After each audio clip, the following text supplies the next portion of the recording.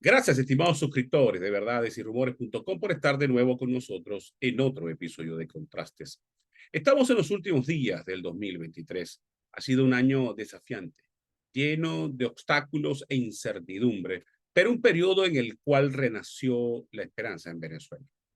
Fue un año en el cual, a pesar de las manipulaciones del régimen y la mezquindad de algunos opositores, se pudo concretar la primaria presidencial. Un año en el cual los venezolanos acudieron masivamente a elegir a María Corina Machado como la candidata de Unidad Nacional ante la barbarie chavista. El 2024 no será distinto y más bien se visualiza aún más conflictivo, no solo por la lucha por una salida política, sino también por las locuras que puede cometer el régimen ante el conflicto por el Esequibo. Tampoco hay duda de que el 2024 será un año crucial para la liberación de Venezuela. Esto no solo nos obliga a actuar con inteligencia, sino también a potenciar la participación popular para construir una fuerza ciudadana que saque al chavismo del poder. Esto obliga a los líderes opositores a actuar alejados de sus intereses personales y hasta de sus caprichos. Serán 12 meses en los cuales habrá que conducirse por caminos llenos de trampas. Desde Verdades y Rumores, esperamos que al final del 2024 estemos celebrando una victoria abrumadora en las elecciones presidenciales.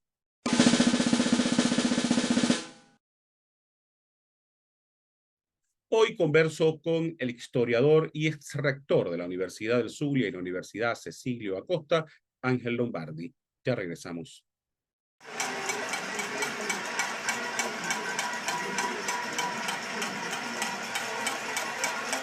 Dependencia y pluralidad son parte esencial de los medios de comunicación. Por eso, desde hace 10 años, nuestra filosofía en Verdades y Rumores se basa en independencia y pluralidad. Creemos en denunciar la corrupción y arbitrariedades del chavismo, pero también creemos en denunciar las atrocidades de algunos opositores. Creemos que una verdad, por más dura que sea, es más saludable que una mentira prefabricada. Somos un diario digital al servicio de la verdad en Venezuela. Somos un medio dedicado a defender la honestidad y los valores de nuestra patria. Somos Verdades y Rumores, 10 años al servicio de Venezuela.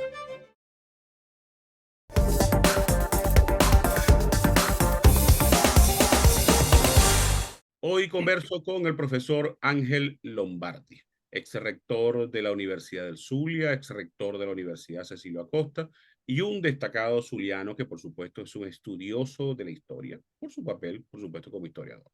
Rector, muchísimas gracias por haber aceptado la invitación. No, a la orden, Darwin. Siempre para mí es un gusto conversar contigo. Gracias, rector, gracias. Comencemos con un balance sobre lo que fue la jornada del 3 de diciembre en el referéndum consultivo sobre el Esequibo. ¿Cuál es su apreciación sobre lo sucedido? Mira, yo comparto lo que diría es la opinión general, ¿no? Evidenciada en las múltiples informaciones recibidas de los sitios de votación. Realmente fue un gran vacío eh, y se estima que la participación fue sumamente baja. Eh, bueno, pero hasta igualmente sabemos que hay toda una campaña masiva mediática para dar la impresión de lo contrario, ¿no? Pero como dicen, el sol no puede ocultarse algún dedo. Así que realmente creo que hubo una poca participación y un mensaje muy claro que tiene que ver no con la indiferencia frente a nuestros derechos y reclamos sobre la Guayana Esequiba, sino el rechazo que tiene un gobierno que no le ha generado ningún tipo de respuesta positiva al pueblo venezolano. Ahora, y si lo comparamos con la primaria presidencial, ¿cuál es su apreciación? Bueno, todo lo contrario. Yo creo que la participación en las primarias cercana a 2,5 millones de votantes espontáneos, porque es otra cosa.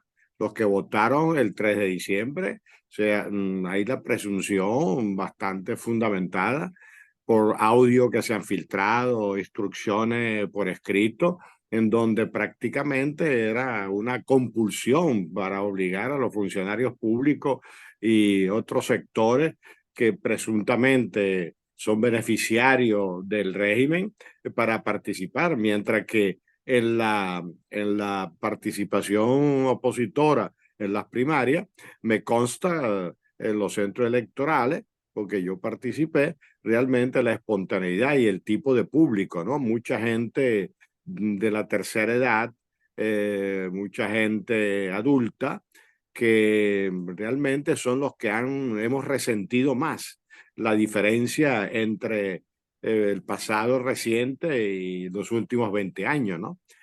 O sea, una plena conciencia. Así que realmente fue impresionante la participación, 2,5 millones, sin buses, sin movilizaciones, de manera espontánea, y también llamó mucho la atención cómo sin una directriz determinada, la competencia terminó en una abrumadora participación a favor de María Corina Machado. De hecho, yo que participé en algunas reuniones previa al 22 de octubre, realmente el clima no era tan optimista. O sea, el escenario hablaba de un gran éxito si se llegaba al millón, millón y medio, ¿no? Y yo creo que el mismo cálculo equivocado la tuvo el régimen. De alguna manera eso ayudó a que las primarias se realizaran sin terminar de ser entorpecidas definitivamente, porque la expectativa era que iba a ser un fracaso, ¿no? Para el régimen. Entonces, realmente fue lo contrario. Aquí hay dos mensajes populares, ¿no? De la ciudadanía. No queremos este gobierno, queremos un cambio, porque realmente lo necesitamos y de manera urgente, y además la necesidad de un liderazgo renovado, ya que el viejo liderazgo realmente está bastante desgastado, ¿no? Y con poca credibilidad. Y de hecho, y con esto termino, creo que realmente el 3 de diciembre, más que un planteamiento con respecto a la Guayana Esequiba, fue una respuesta, un intento de respuesta política para anular el 22 de octubre. Ahora, tomando en cuenta el fracaso del 3 de diciembre y tomando en cuenta que el chavismo está siendo afectado por un desgaste sustancial de su caudal electoral y de su capacidad de convocatoria, ¿cree usted que el chavismo ahora pudiera radicalizarse tomando en cuenta no solamente el resultado del referéndum, sino las acciones posteriores? Bueno, ya lo ha hecho.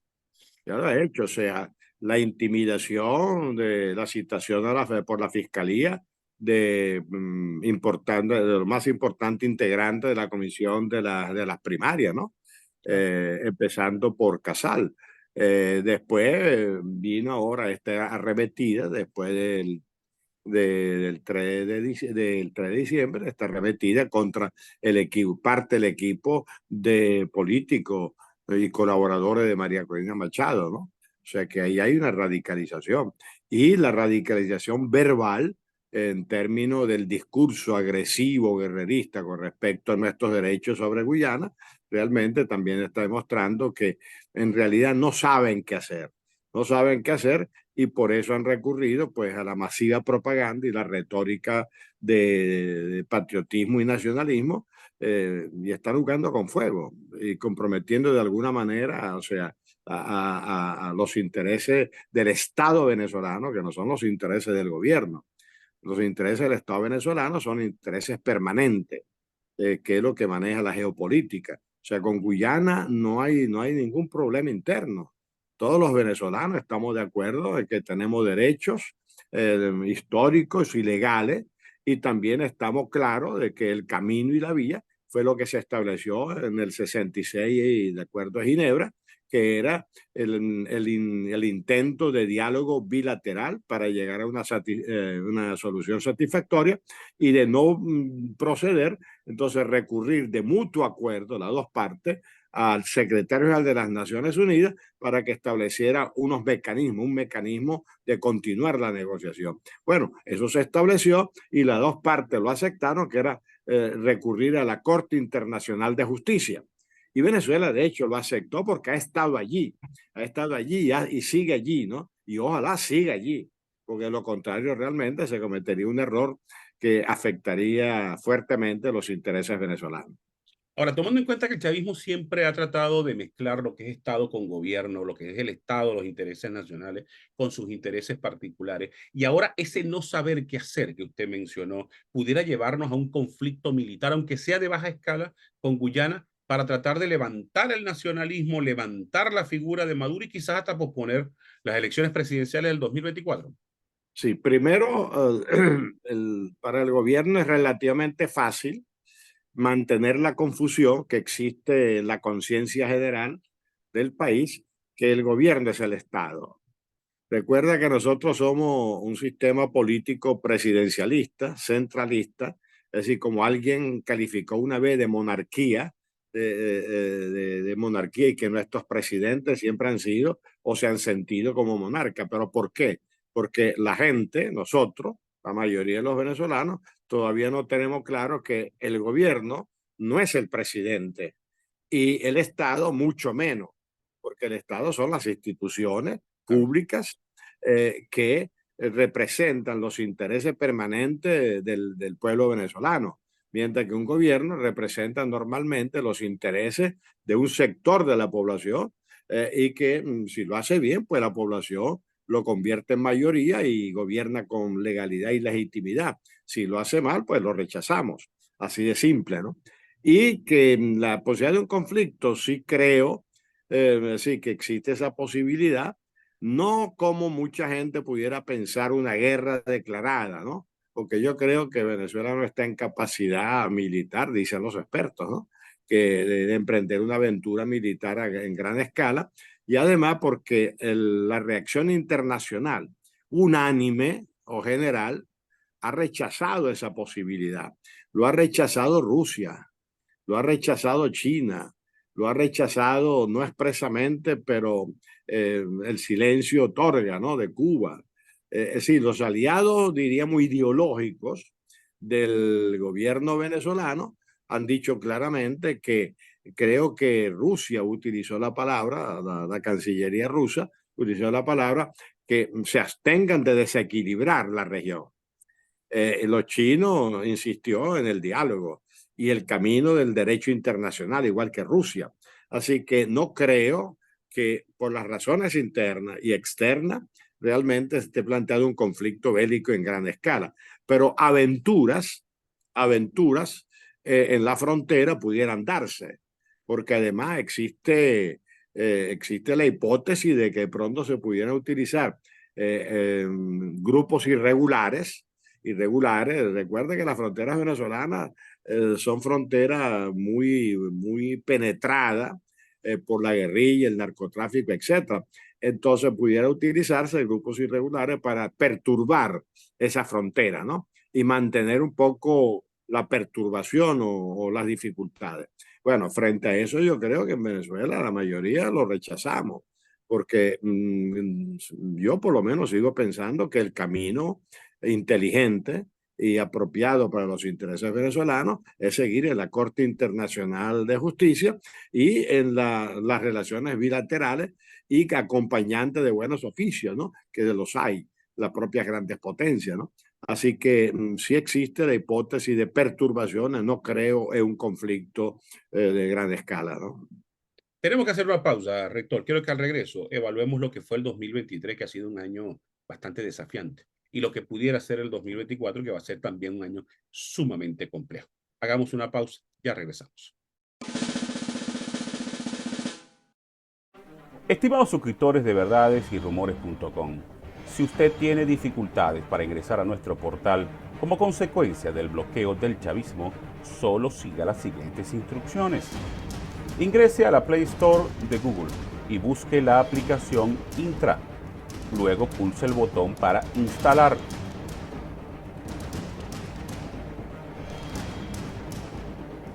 Una vez instalada, pulse el botón Abrir y siga las explicaciones que le da la misma aplicación. Una vez Intra esté activa, usted podrá ingresar sin problemas a verdades y rumores.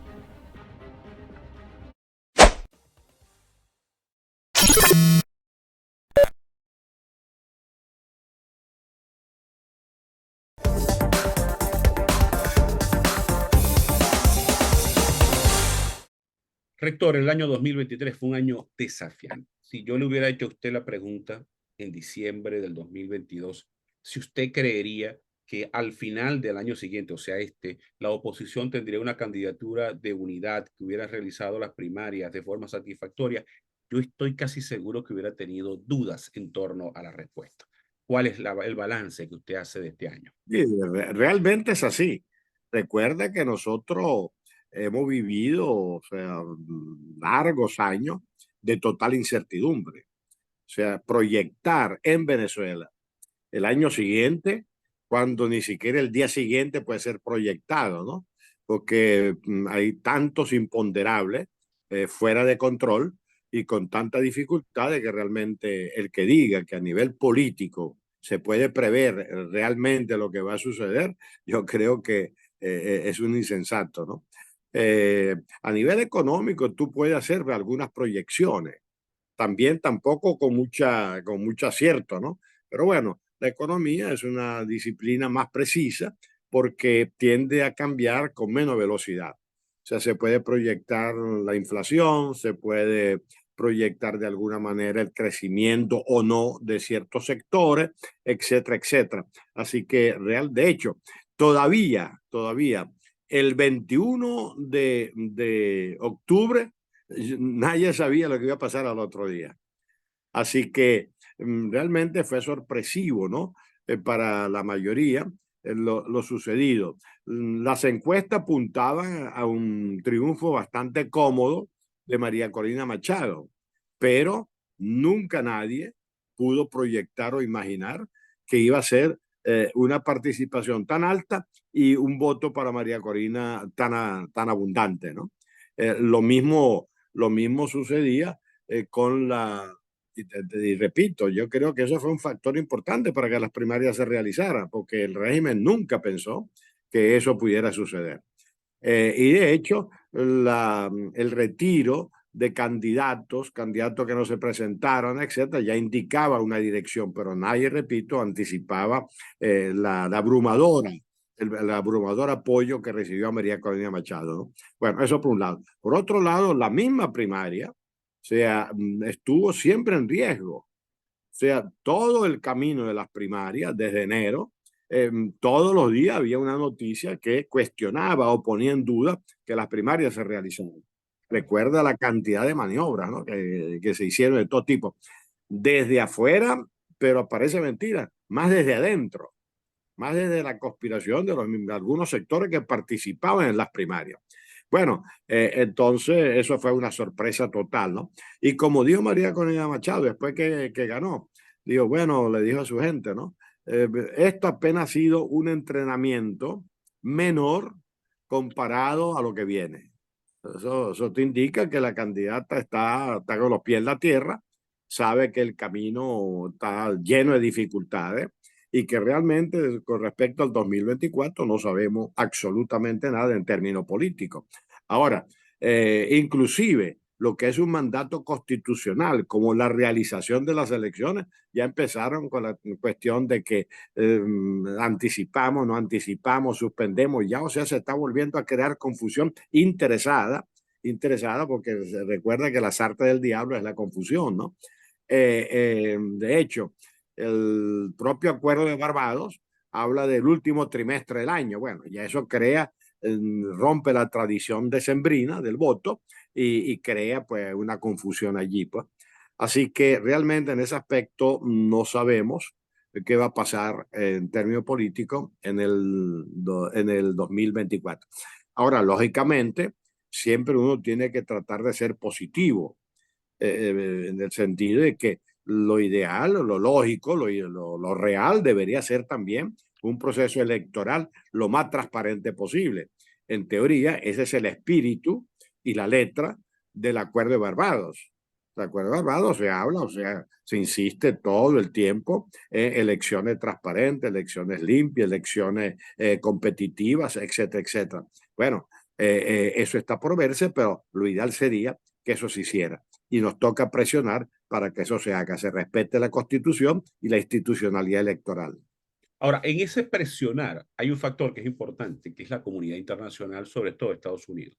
La oposición por sí sola no tiene la capacidad de obligar y de presionar al régimen a hacer algo. Está más que demostrado. De hecho, en las últimas semanas o meses, la representación opositora sencillamente ha sido un mero participante. Le informan lo que se ha decidido. ¿Usted cree que en el 2024, que es un año electoral en Estados Unidos, la gestión de Joe Biden va a seguir dándole prioridad al tema Venezuela? Mira, sin lugar a dudas, sí, pero al tema Venezuela, sí. Ahora, compromiso a fondo con una candidatura determinada o con un proceso electoral con cierta figura, eso es relativo, o sea, depende de los intereses norteamericanos. Los norteamericanos están amarrados a sus intereses, no solamente que es un año electoral, sino el tema energético, petróleo y gas, que es una prioridad del mundo, incluido Europa, incluidos los chinos, la India.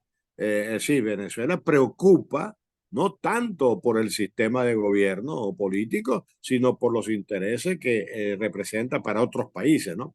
Y en ese sentido, a pesar de que Estados Unidos amenaza con suspender o cambiar las sanciones, etcétera, yo dudo que una política estratégica de interés de Estado, como es la energía y recuperar a Venezuela como país petrolero, cambie, ¿no? Ahora, a nivel político, sí, va a haber presiones y ojalá esas presiones sean también de otros países, no necesariamente Estados Unidos, sino el mundo democrático, el mundo europeo. Pero inclusive hay una posibilidad de que de pronto la propia China tenga interés en una solución política en Venezuela.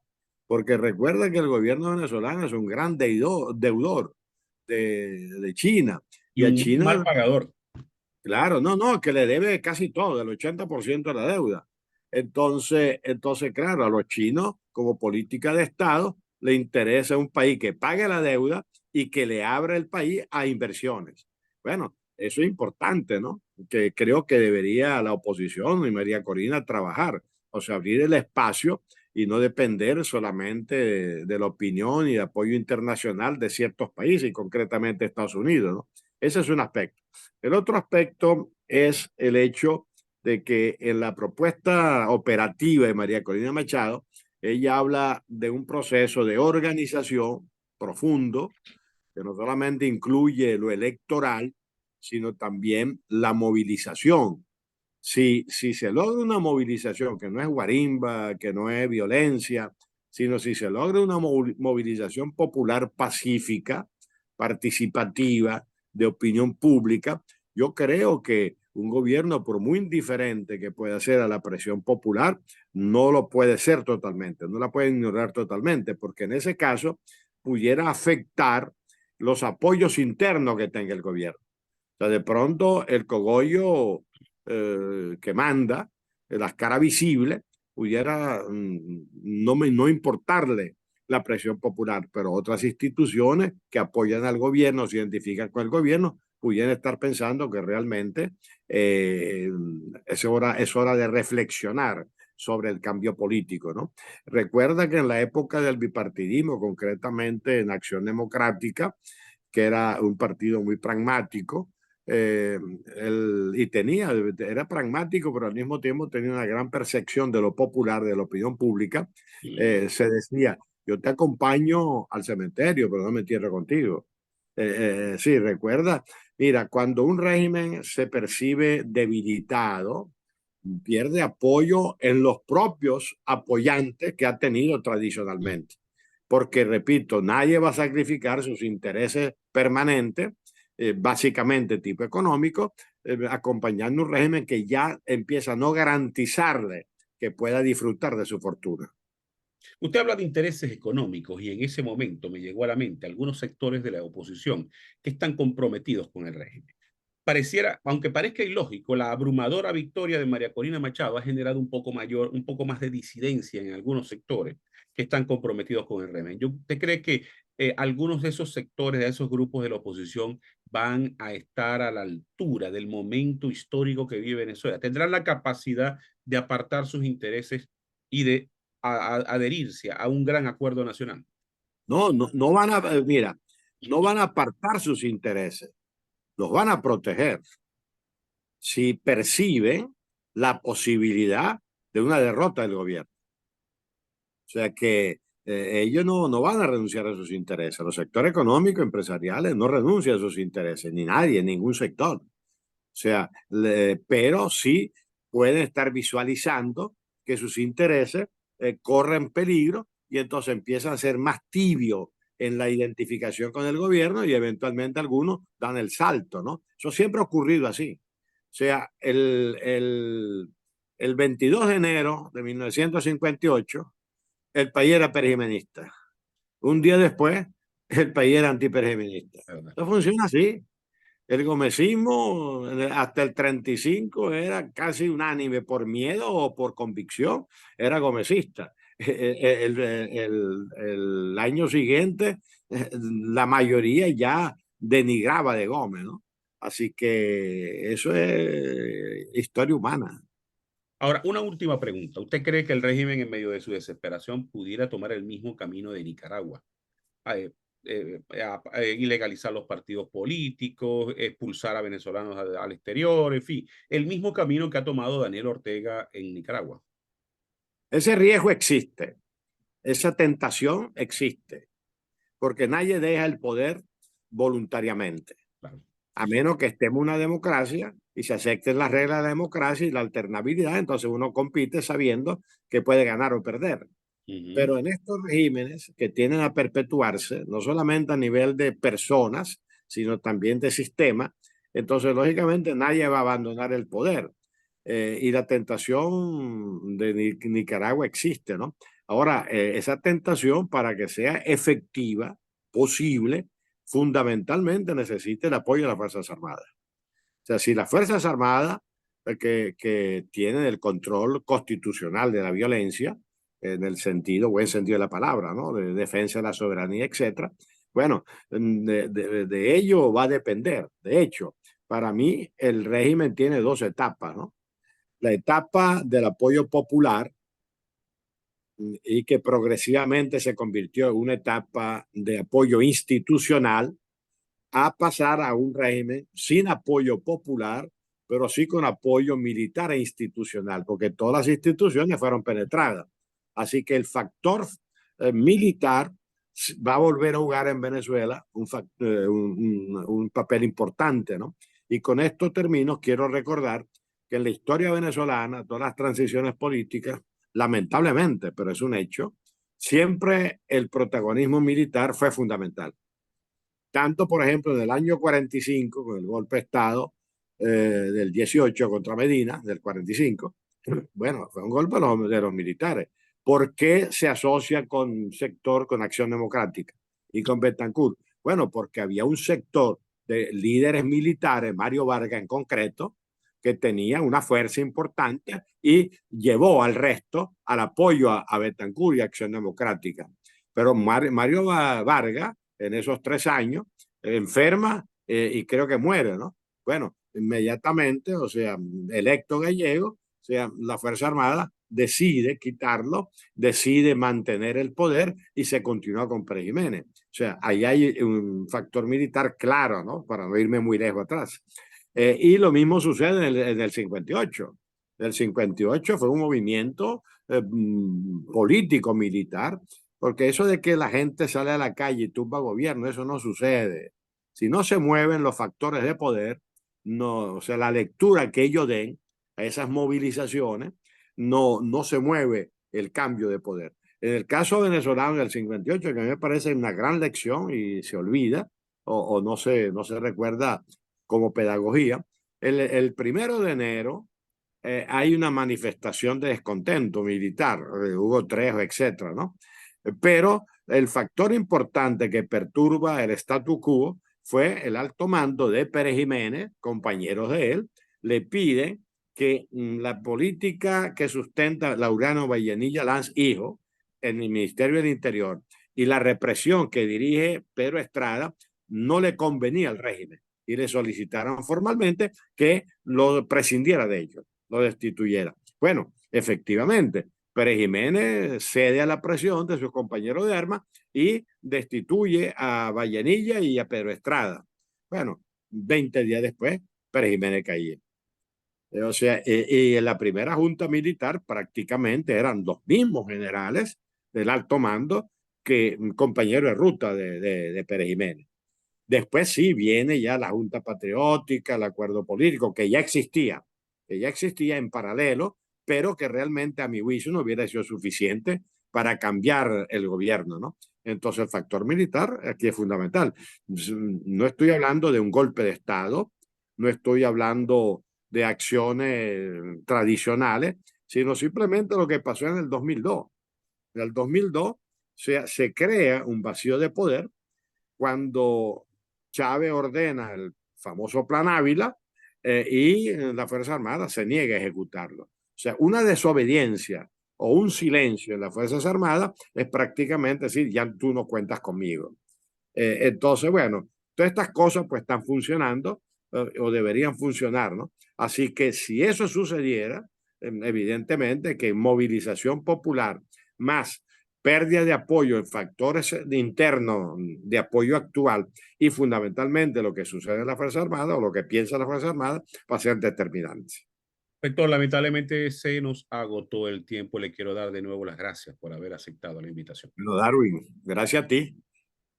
Y a usted, Éxito. muchas gracias, rector. Y a usted también, que tenga un 2024 lleno de salud y de mucho éxito.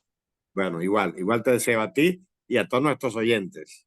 Y a ustedes no se retiren, regresamos en un minuto con un Muy bien, mensaje institucional. gracias.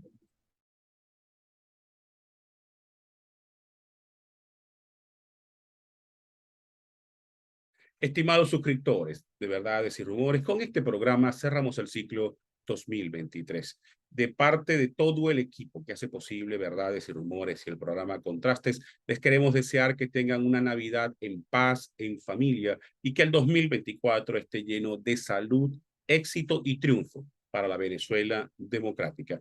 Nos vemos en el 2024.